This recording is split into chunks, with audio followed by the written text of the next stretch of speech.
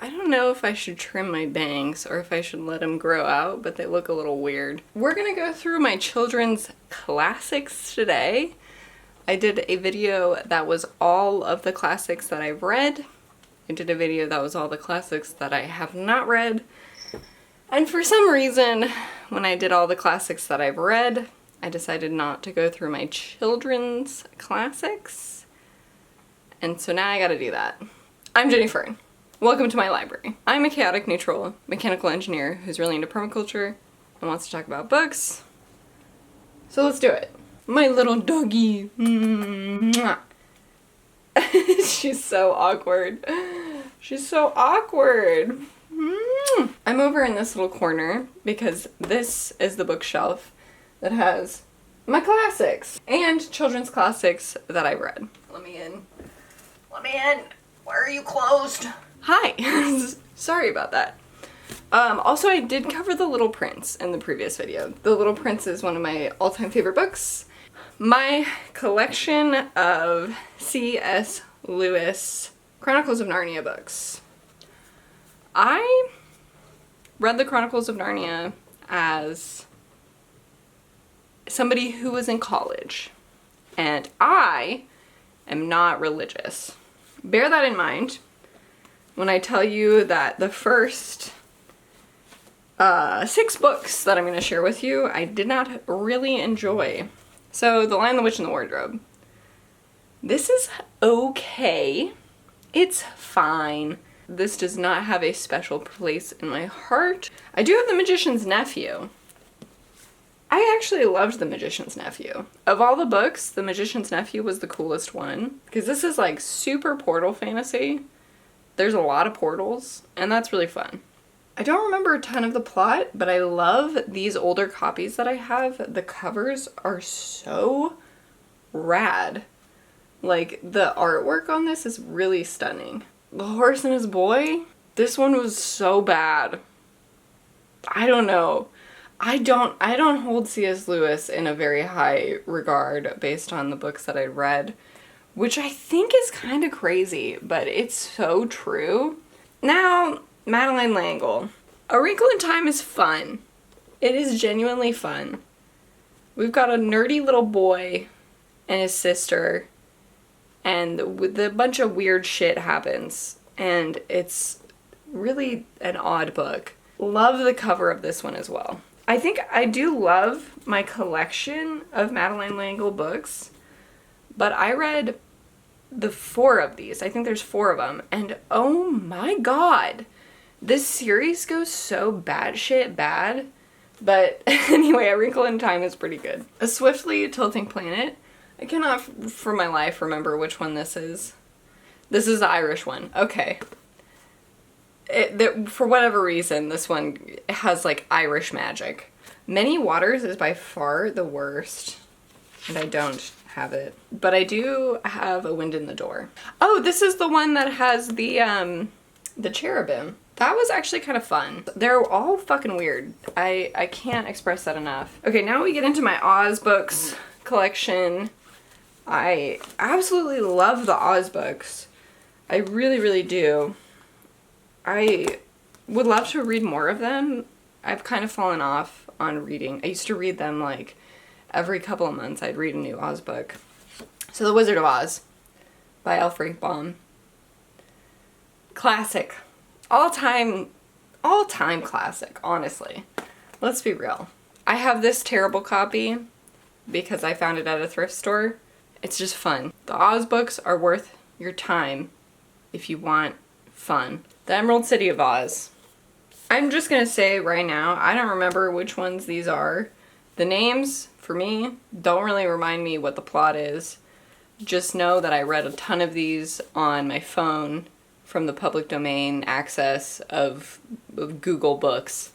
So, The Marvelous Land of Oz. Ozma of Oz. Dorothy and the Wizard in Oz. The Patchwork Girl of Oz. Okay, I gotta show you some of these cool like little critters. There's also like really cool illustrations in these books. So like, I can't remember this guy's name. It's like Jack or something. Cool. Just, there's so many cool characters outside of just the Wizard of Oz. Oh, like the tiger, whatever his name is. And, what is this guy's name? Like Tintin or something like that? Oh, the Hungry Tiger, yes. And there's like a Woggle Bug. Does this one have the Woggle Bug? The characters that get introduced every new book is so fun, and the old characters come back. Each book starts with like a letter from Elf Baum, and he's like, I have had a child write to me, and the child would like to see Dorothy return. So this book features Dorothy, and like, I love it so much. He's just writing like on request of like little kids. I don't remember this guy, but this guy exists. Like, there's just fun little critters. TikTok of Oz. What did I call him? Tintin? His name's TikTok. This one I'm so excited about because it's so old. The Scarecrow of Oz and The Road to Oz, which again is like a really cool copy. This copy, weirdly enough, has like a bunch of different colored paper. It's like all colorful paper for some reason. So, anyway, those are the Oz books. Love the Oz books. You should read them if you enjoy them. The reason I started reading them is because I read Dorothy Must Die, and then I started reading other books in the Dorothy Must Die series. I thought they were terrible, but they do introduce some of the characters that are in the Oz books, and when I was looking that up, I was like, I gotta read these Oz books. Like, one of my favorite scenes is, there are these like paper doll. There's like a paper doll alternate universe in one of the little corners of Oz. I just find like a imaginative world where literally any little idea could become what it is. I love that so much. I love this book so much. It is The Wind in the Willows by Kenneth Grahame. If you love cozy and you have not read The Wind in the Willows, I deeply, deeply implore you to read this book because it is so sweet.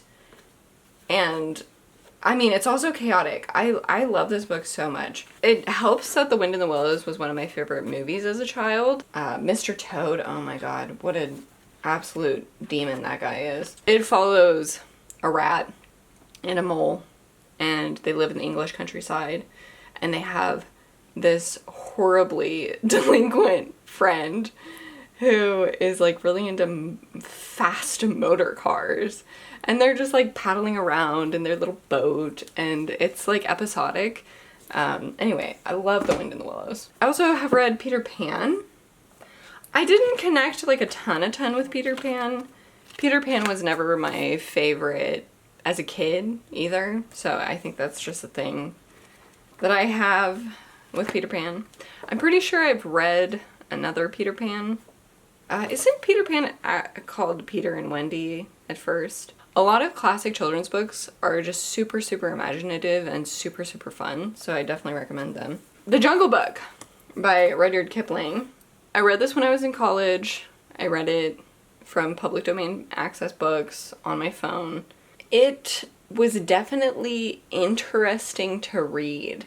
If I were a child, I do not think I would enjoy this book, to be perfectly honest. I remember it like really passing the time perfectly fine, but I don't have like a lot of my heart in this book. Through the Looking Glass by Lewis Carroll. I've read, there's only 2 of them, right?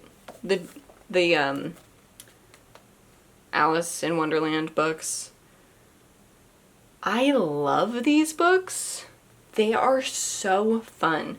I think you maybe can get a sense of like my chaotic vibes from just loving the Oz books and loving these books. Because there's so much weird stuff that happens. I don't know where this book came from. I got it from a thrift store. Oh, and it has, the Garden of Life flowers. Oh my god, I love it so much. It's so fun. I do wish I had the other one. I don't. I should just buy it. Charlotte's Web is one of my favorite books. I love I love this little pig. I love Charlotte. I love Charlotte. Oh my god. What a cutie pie. I think it is an absolute compliment to my cat who died last year, that I thought that Charlotte reminded me of him. And yeah, anyway, Charlotte's Web is so sweet. A spider makes friends with a pig, acts as his friend and also like his mother figure, and saves his little life. I'm gonna cry. Anyway, yeah, it's about a little pig. Miss Hickory, I believe, is a forgotten classic. It did win the Newbery Award back when, and it's about this little twig lady who has a hickory nut head, who is abandoned by her family, like a child. She's a doll, and then she has to like survive in nature and make it on her own, and it's kind of horrifying. I read this when I was a kid, and it really, really stuck in my brain. So I remembered it for basically ever until I bought it again, because I needed to reread it. Pinocchio by Carlo Collodi. I love Pinocchio. Pinocchio was such a fun read. I also loved Pinocchio the movie, so again, one of those stories that I just think is really interesting. It's spooky, it's weird, it's unsettling, and I really enjoyed it. Skip this one. Skip the Doolittle books. I think they're not good, is my opinion. The Borrowers by Mary Norton. This is what that Miyazaki film, the one with the little girl, the tiny little girl.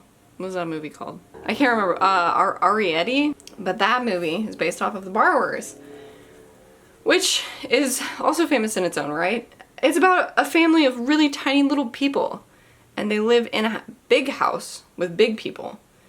And it's spooky. Like, it's scary being that small. You're very vulnerable. And there's people who live like in like the woods, and then there's people who live in the house, and they borrow little scraps and they live in your walls. I liked that one quite a lot. The Phantom Tollbooth. One of my favorites by Norton Juster. One of my favorites. We follow a little boy. He's kind of disillusioned with the concept of being a little student, being a little kid in school, and he learns that school's important, and you learn things, and that English and math are important, and it has the world exploration of like an Oz or an Alice in Wonderland. So it's one of my favorite tropes in children's literature, and I love this book. Island of the Blue Dolphins by Scott Odell. I remember this as like a big one in school. This is based off of evidence of a real thing. There was like stuff found on one of these islands. I think it's off of California. The girl Robinson Crusoe, whose story I have attempted to recreate, actually lived alone upon the island from 1835 to 1853 and is known to history as the Lost Woman of San Nicolas. The facts about her are few. But yeah, it's a survival story of this girl, just wild. This kind of it blew my mind reading the end. I had no idea that this was based off of like something that had actually happened. And again, like it mentions, the facts are not super abundant. So like a lot of this is complete discretion. Now I have a collection of Laura Ingalls Wilder books. Little House in the Big Woods. This was probably one of my first obsessions, first comfort reads as a child. I read this and I immediately started copying how everything was written. I immediately started writing as if I were some sort of pioneer and like I knew anything about how to make maple syrup. One thing that I gathered, especially reading these as an adult, Pa is constantly trying to make them money, and they move around a lot because Pa can have some like extreme failures as like his monetary endeavors. He has some questionable things that he's doing trying to keep this family afloat. I don't know if I'd actually recommend reading all of these, but they're just have a special place in my heart. Farmer Boy.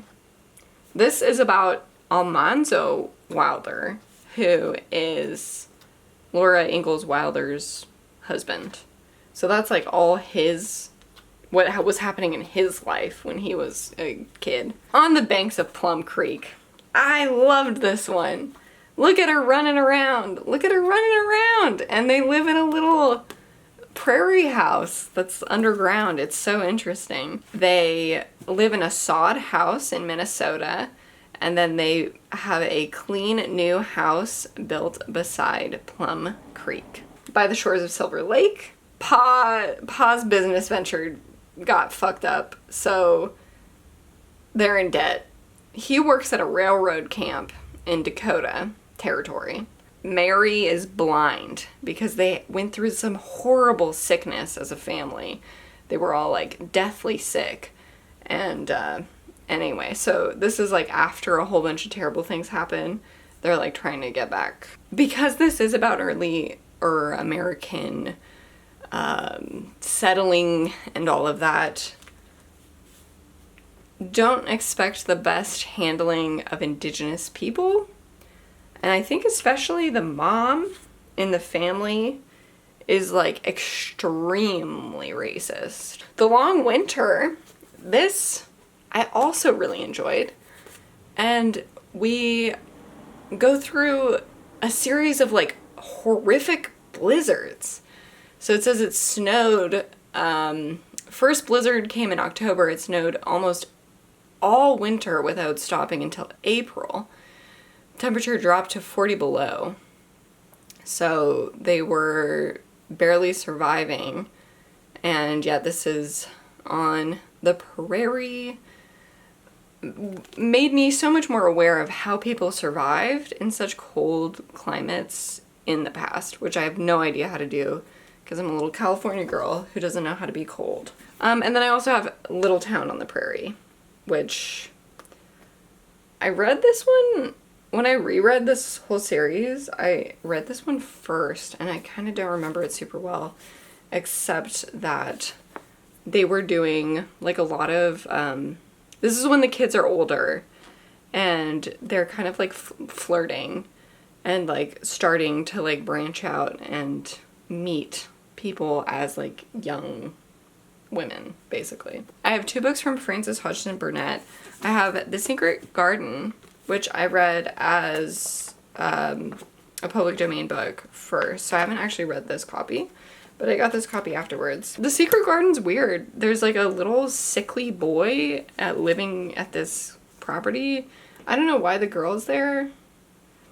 Orphaned Mary Lennox, lonely and sad, comes to live at her uncle's great house. She finds it full of secrets. And yeah, there's like a magical boy. I don't remember him being magical. I just remember there's like a sick, dying boy or something. I would think I would really like this because I love gardens, but I feel like it's way less about the garden than it is about the kids. I read this one last year, I think. A Little Princess. I think Frances Hodgson Burnett maybe was a little dark in her tones and themes. Everybody's like an orphan or like dealing with some horrific loss, and that's kind of the case here as well. Her dad goes to like some diamond mine or something, and then the news comes that he has died, he's perished, and she is now like having to work her way through this like boarding school, and the person taking care of her is like really, really mean to her. So doesn't that sound lovely? One of my favorite characters that I read last year, Anne of Green Gables. yeah, just an absolute Canadian classic of a little redheaded girl, an orphan, who is so full of hope and imagination and so rich in her own internal world, just hoping to be loved and just coming into the world really excited for people to love her and to be able to experience nice things. And she is a handful, but I just love this book so much. That's it. We went through them all. I'm so passionate about reading children's literature. Children's classics are very good, and you should all read them. I now would love to take a nap. I hope you enjoyed this. If you did, please consider sharing it with a friend who you think would also like it. Consider liking and subscribing, and I will see you again soon.